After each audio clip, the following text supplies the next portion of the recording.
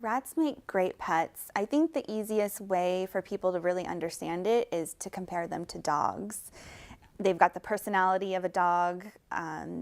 They're happy to see you. They're great pets, just like a dog is, but they're lower maintenance. You don't have to come home and walk your rat.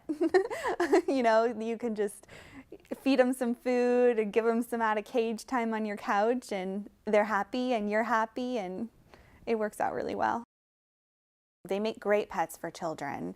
I think having really good parental support and involvement in the process is really important to set a good example for the kids, keeping the kids interested, teaching the kid how to clean their cages. Those factors are important. It's also really important to pick the right rats for the children.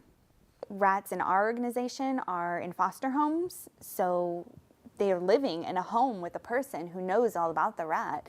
So they can tell you all about the rat and make sure it's a good match for your family. Rats in a pet store are in a pet store. So they're not handled, they're not socialized, they're not healthy.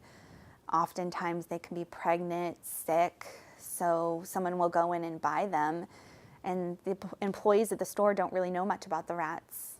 And you go home with an animal that you don't know anything about.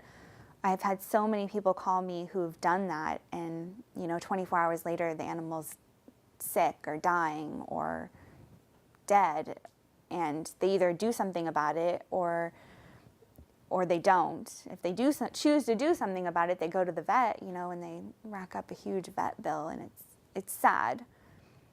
I think right now our organization has about 50 rats that we're trying to rehome. We've got about 15 that are sanctuary rats, so they've been deemed unadoptable, so they'll just live out their lives in a foster home. The most common misconception is probably the wild versus domestic. People don't understand that domestic pet rats are very different from wild rats that are in their backyard or in their garbage cans. It's very different. The other one is that pet rats will not get along with their current pets, with their cats and dogs, which is completely untrue. Pet rats often get along with cats and dogs. Most of our foster homes have other animals, and we've never had a problem. The most common problems we get are that the kids are bored. That's the most frustrating one, because I think it really is the parent's role to set a good example for paying attention to animals and valuing their lives.